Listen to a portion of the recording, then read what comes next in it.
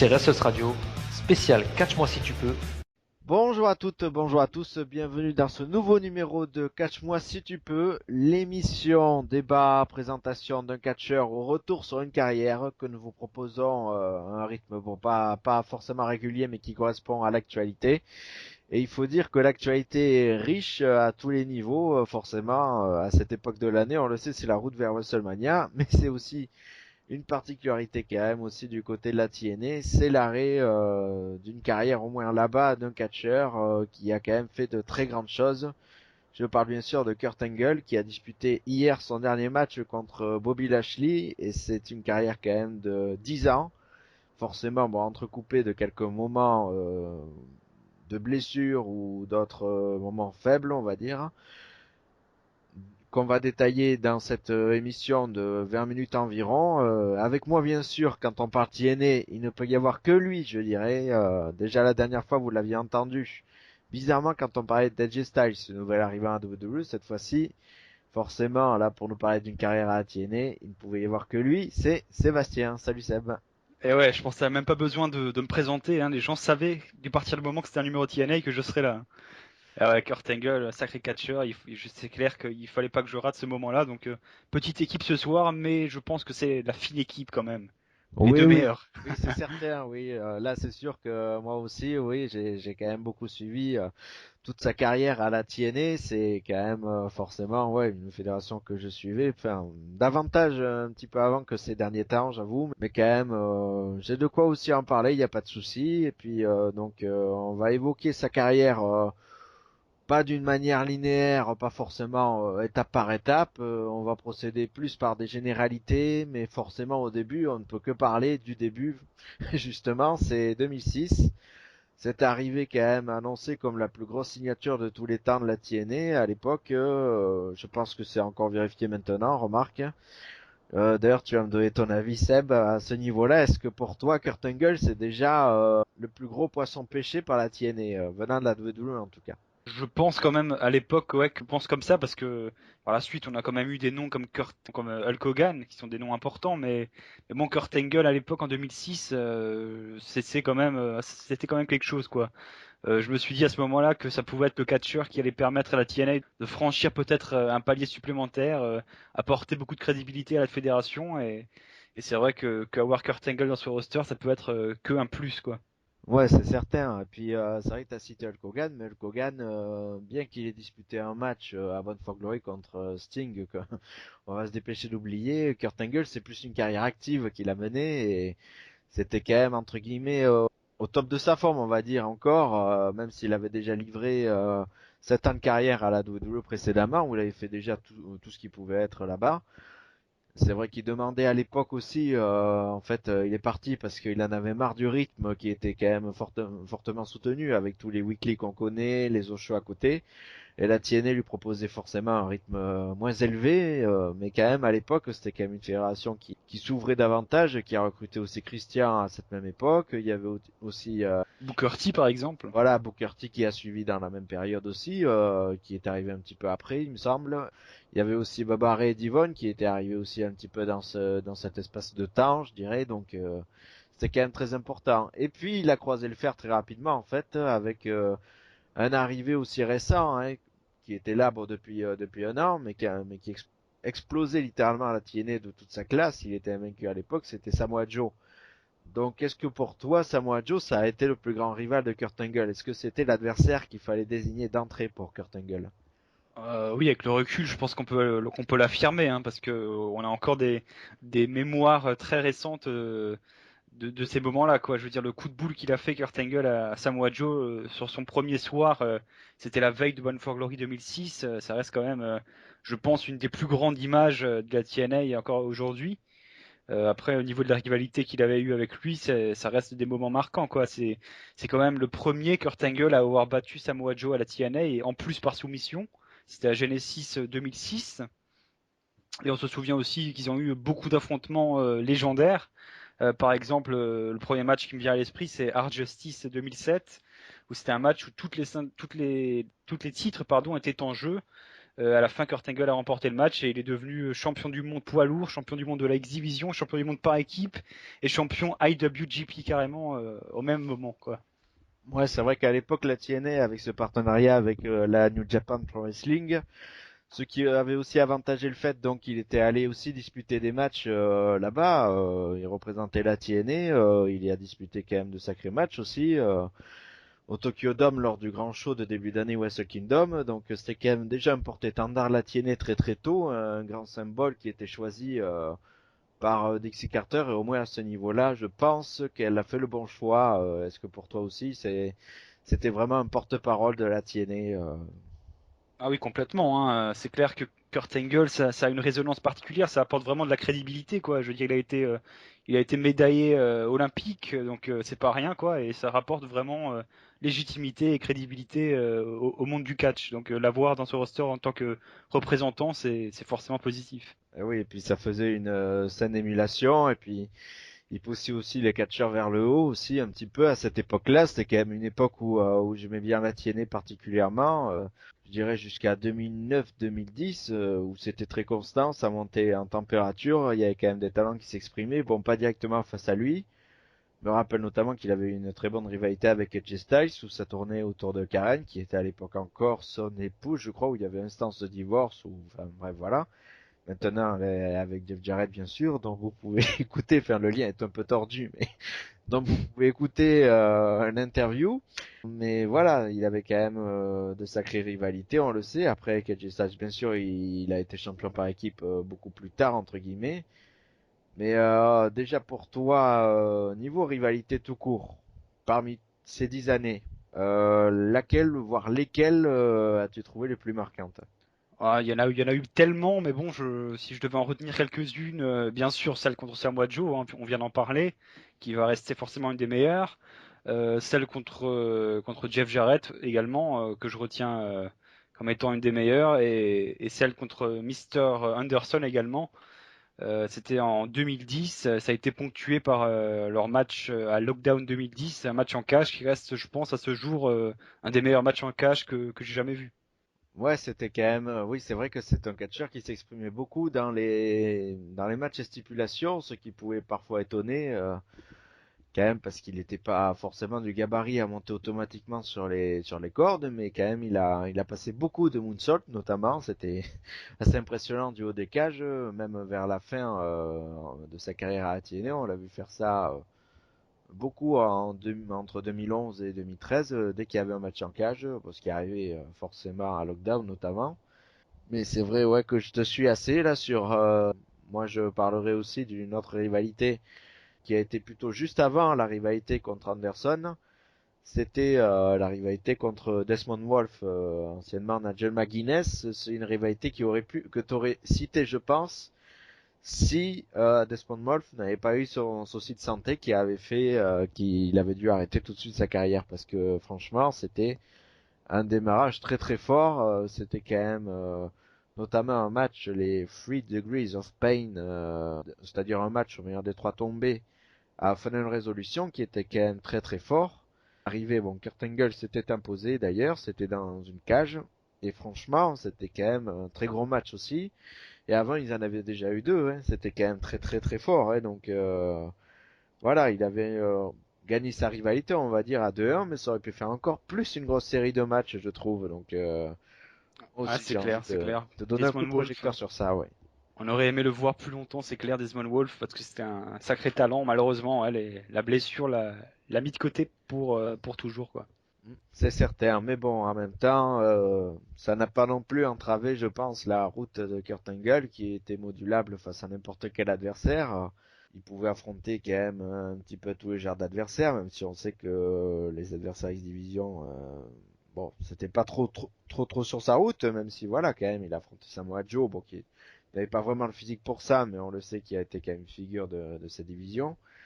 Il a aussi affronté donc Jay Styles comme je disais précédemment, donc quand même voilà. Mais après c'est vrai qu'il a aidé à relancer Mr. Anderson, je trouve, comme tu l'as évoqué, notamment. C'est quand même un gars qui poussait les meilleurs aussi vers ce qu'ils étaient, je dirais avant, qui leur a donné un second souffle. C'était surtout visible jusqu'en 2010.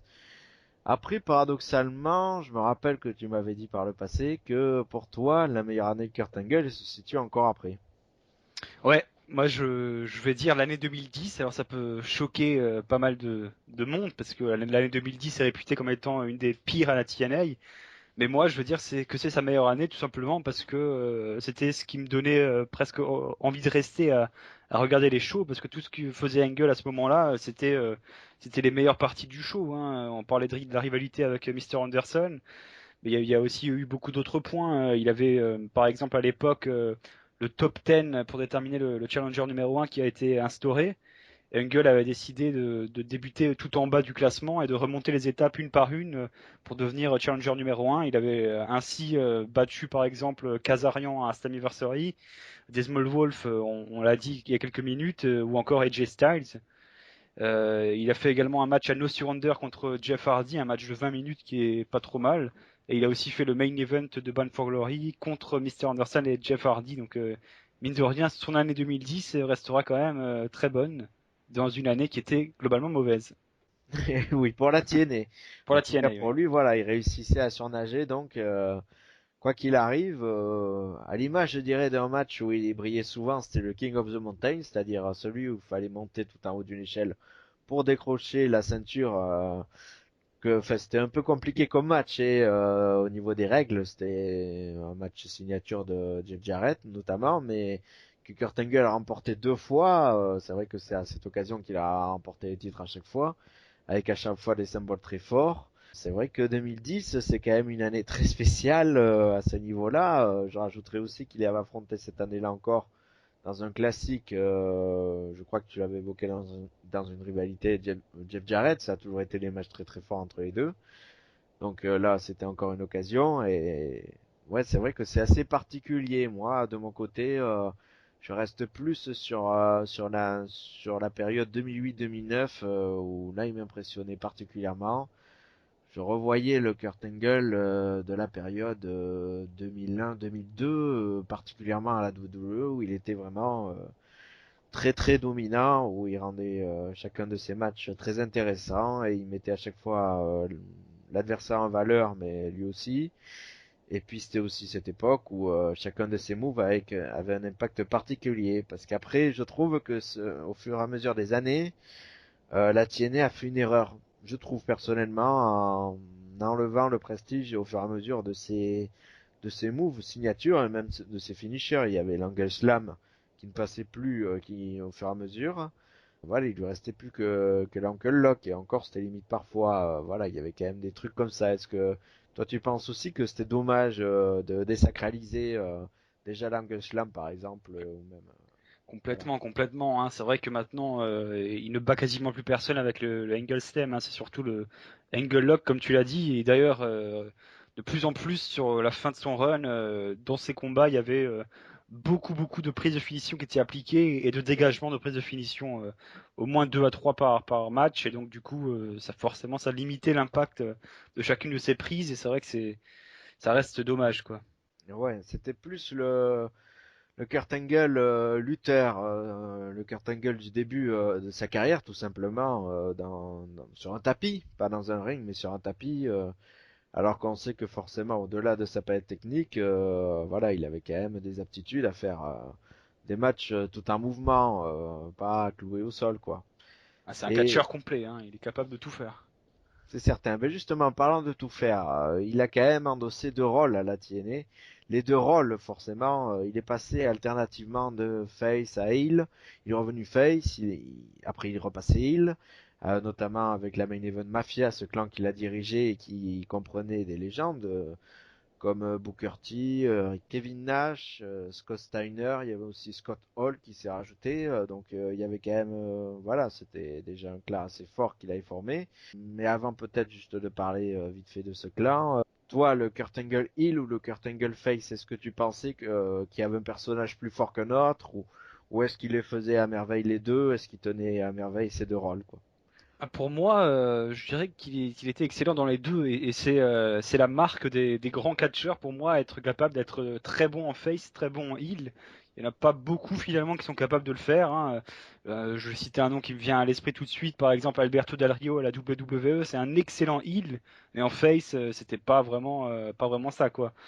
Donc ouais, être capable de faire les deux, c'est vraiment, je pense pour les meilleurs catcheurs. Et donc Kurt Angle fait partie de cette élite-là. Peu importe le rôle dans lequel il était bon. Donc voilà, c'était un bon catcheur quoi. Que dire de plus? Oui. Ah, Ça c'est un résume bien. euphémisme quand même de dire un bon catcheur, hein, c'est certain, hein, quand on parle de lui, surtout qu'à TNA, il s'est quand même fait une légende. Et donc cette période de la Main Event Mafia, est-ce que tu trouves qu'elle a ralenti peut-être parfois les shows ou pas, par exemple, parce qu'il vampirisait beaucoup l'antenne. Je sais qu'à l'époque, ça avait tendance à peut-être gonfler parfois certains fans purs et durs. Est-ce que ça te gonflait à toi? Moi, je vais dire en fait, il y a deux périodes. La première période, c'est la Main Event Mafia originale. À ce moment-là, ça me dérangeait pas du tout. C'était l'attraction principale du show à chaque fois, notamment leur rivalité contre la Frontline, ce clan de jeunes avec AJ Styles qui était en tête. Mais par contre, la période où ils se sont reformés avec des membres comme Samoa Joe, Magnus et Rampage Jackson aussi qui étaient membres du clan pour faire face aux Aces and Eight, cette période-là m'a beaucoup moins plu. Ils ont tenté de reformer le truc et pour moi, ça a vraiment pas marché comme ça a été à l'époque. Ah, c'est certain. Ouais, là, à ce niveau-là, disons qu'on était dans une période assez sombre de la TNA, ça aidait pas du tout à tous les niveaux. Ils forçaient beaucoup sur les clans. Déjà, on le sait, voilà, les SSNA, c'était quand même quelque chose qui avait marché au début, mais qui très vite s'était essoufflé à mon goût et qui s'était fini de manière catastrophique et anonyme. Donc, c'est vrai que refaire un clan avec d'autres personnages, c'est toujours quelque chose qui est forcé et qui ne peut pas être particulièrement bon, ça c'est certain. Après, voilà, au moins il a su rebondir, c'est sûr, contrairement à d'autres, mais voilà, il a toujours forcément eu un rôle de choix. Et à un moment, en fait, il a quand même eu un rôle qui était très en avant, mais pas comme catcheur. Est-ce que pour toi, quand il est devenu le directeur des opérations catch, c'était en 2014 jusqu'en 2015, grosso modo, où il succédait à Sting, il me semble, à peu près. Est-ce que pensait qu'à ce moment-là, sa carrière serait finie, qu'il ne remonterait pas sur le ring, parce qu'on savait qu'il avait beaucoup de blessures, avec ses genoux notamment touchés. Est-ce que tu pensais qu'à ce moment-là, ça signifiait sa fin de carrière? Je pensais pas spécialement que ce serait la fin de sa carrière, à vrai dire. Moi, je m'attendais quand même à un retour dans le ring, puisqu'il a quand même passé beaucoup de blessures et il est quand même revenu dans le ring. Donc une de plus, une de moins. Je sais que c'est un cyborg comme ils le disent et qu'il est capable de le faire. Mais bon, encore une fois, dans ce rôle-là, il était aussi très très bon, hein, parce qu'on parlait des capacités in-ring de Engel, mais au micro aussi, il assure vraiment. Donc il est capable de vraiment tout faire dans le monde du catch, que ce soit dans le ring ou alors dans un rôle plus d'officiel, rôle où il faut utiliser le micro, quoi. Là aussi, c'est une lapalissade parce qu'il faut avouer qu'à la WWE aussi, il avait ce talent rien qu'avec des petites phrases toutes simples d'attirer une hit notamment assez forte. Parce que c'est vrai que c'est plus à TNA qui s'est révélé, comme tu disais tout à l'heure, dans cette gymnastique des deux rôles face et heel pour y revenir sur ce sujet vite fait. Parce qu'à WWE, je me rappelle qu'ils l'ont surtout mis en heel, il était quand même très très peu face et forcément heel, ça marchait beaucoup beaucoup mieux. Au moins à TNA, il a pu combiner ces deux rôles. Et on a un petit peu effleuré ce sujet, mais avec toi, forcément, je vais y revenir plus en profondeur. Quel que soit le rôle, il a toujours eu des titres. Il s'est passé très peu de temps où il n'avait pas de titre à chaque fois. Et justement, il a déjà un record, ça je sais. Après, il a quand même aussi forcément là, cette réputation donc d'avoir plusieurs titres, comme tu l'avais dit, qu'il a gagné en un soir. Mais en gros, pour pas faire trop rébarbatif, quels sont ses faits d'armes essentiels à TNA? On s'est fait d'armes essentiellement, comme on l'a dit avant, c'est d'avoir gagné tous les titres. On n'avait pas précisé qu'il était deux fois champion du monde par équipe aussi, dont une fois avec les J-Styles, une équipe qui laisse rêveur encore maintenant. Sinon, il est aussi le recordman de titres de champion du monde poids lourd 6 fois. Et en termes de durée aussi, c'est le recordman avec 608 jours de règne au combiné. En 2013, il est également devenu Hall of Famer de la TNA. Et bon, d'accord, le Hall of Fame TNA, ça n'a pas la même valeur que que celui de la WWE, mais bon, ça reste quand même un Hall of Fame avec des noms importants, hein. Il y a quand même la Team 3D, Sting, Earl Hebner, donc il y a quand même Et Jeff et Jarrett. Jeff Jarrett, effectivement, donc il y a quand même des noms qui sont quand même importants dans le monde du catch. Oui, même si à l'époque, son introduction au Hall of Fame a aussi servi quand même beaucoup de rivalité. C'était avec Bobby Roode notamment, c'était quand même le truc. Bon, je vais pas encore au Hall of Fame tant que voilà, j'ai pas montré que je suis encore le meilleur quoi actuellement. Ouais, j'ai trouvé ça d'ailleurs un peu dommage parce que pour moi, le Hall of Fame doit être dégagé des storylines. Là, ils ont tenté de faire une storyline avec, mais pour moi, ça aurait dû être un truc à part, vraiment officiel et qui n'implique pas les histoires de catch, quoi. Mais comme quoi, ils utilisaient Kurt Angle vraiment à toutes les sauces. Heureusement, ça marche à chaque fois, même quand c'était assez mal engagé au départ. Après, même un peu plus tard, il a quand même aidé à l'essor d'EC3, quand même, Mhm. notamment. Hein, Ouais, c'est EC3 qui a gagné le titre des mains de Kurt Angle. Kurt Angle qui avait d'ailleurs gagné lui-même le titre précédemment à Londres en janvier 2015, hein. J'avais l'honneur d'être dans l'arène à ce moment-là, donc c'est un moment qui m'a personnellement marqué quand il a gagné le titre, son dernier titre d'ailleurs, contre Bobby Lashley à la Wembley Arena. mais voilà, donc la boucle est bouclée. Dernier titre, dernier match, c'est contre le même adversaire. Donc comme quoi, il n'y a Effectivement. pas de hasard finalement. Hein. La TNA a au moins de la mémoire à ce niveau-là.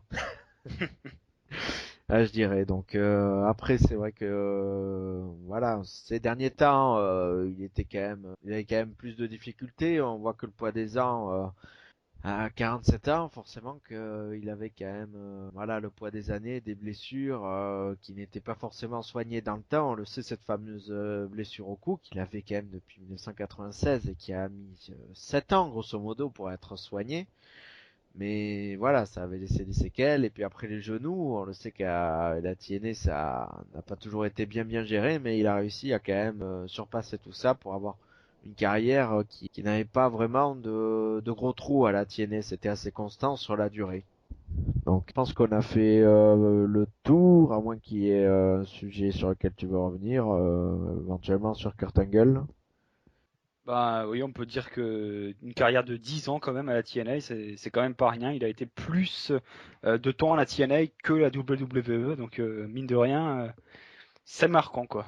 Justement, la WWE, c'est vrai qu'il a, il me semble, plusieurs fois, durant l'année 2015, évoqué ce souhait de faire un dernier petit run, une dernière apparition. On le sait quand même que dans le futur, ce serait bien logique qu'il intègre le Hall of Fame de la WWE. Et est-ce qu'il peut, selon toi, revenir à un moment donné, plus ou moins proche, enfin pas non plus dans 5 ans, ça c'est certain, mais est-ce qu'il peut revenir pour un petit run, tout du moins, un peu comme la Team 3D le fait actuellement, ou on a revu Tommy Dreamer, plus anonymement aussi récemment, pour les anciens qui sont passés par la WWE, la TNA, avant de revenir à la WWE.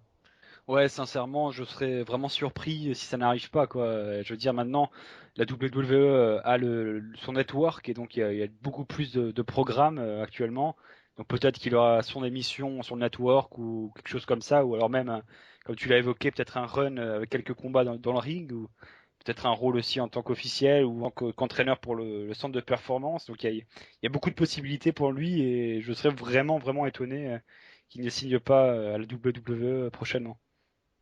Ah voilà, c'est un pronostic, donc on verra à quelle date, évidemment, on vous en fera part si ça arrive tout de suite, c'est assez évident.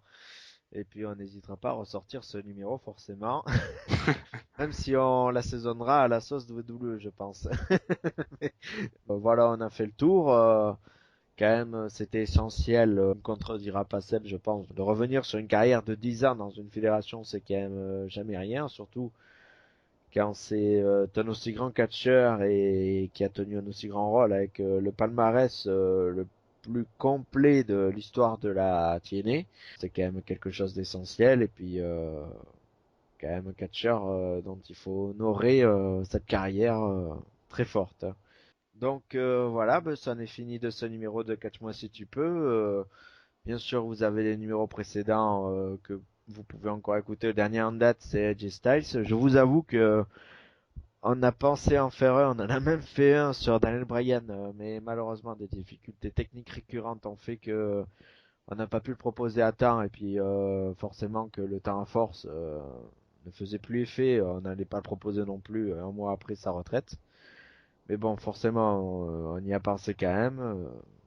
Mais donc la prochaine fois, on ne loupera pas une retraite ou un catcheur ou un sujet.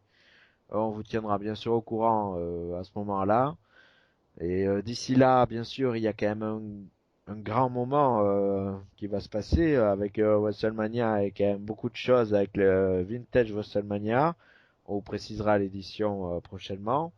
Et puis il y aura aussi normalement un pré-WrestleMania et qu'on va essayer de faire en live avec si possible de très bons invités. Et puis bien sûr le live de WrestleMania. Voilà pour parler pour le programme bien sûr qui suivra. Et pour la TNA en revanche, ce sera beaucoup plus lointain et peut-être que Seb sera revenu même de son absence prochaine pour raison professionnelle. Donc je te remercie en tout cas Seb d'avoir été de ce numéro et d'avoir parlé avec passion de ce catcheur que tu apprécies énormément. Ouais, ben ça m'a fait plaisir aussi. Je serai absent pour quelques temps, comme tu l'as dit. Donc, ouais, c'est mon dernier numéro en fait ce soir, avant quelques mois. Donc je propose quand même un hashtag sur Twitter, Seb no Seva. Voilà, mais je Allez, si pense on que en a très 10, je peu suis ne content. l'utiliseront. Voilà, je pense que très peu ne l'utiliseront parce que voilà, c'est désolé, mais bon voilà, la TNA n'a pas le même impact Ah oui, le pour le jeu de jeu mots de pour mots, finir. voilà. Et ouais, c'est ça. Donc n'hésitez pas à réagir avec le hashtag WR Live et puis surtout donc si ce n'est pas fait à liker notre page YouTube ou notre page Twitter aussi, notre page Facebook et à nous suivre aussi sur iTunes où on se développe pas mal ces derniers temps quand même et puis donc on vous promet quand même beaucoup de gros programmes comme déjà dit. On vous donne rendez-vous pour de prochains numéros et de prochains podcasts divers et variés et toujours avec la même passion. À ciao. Salut!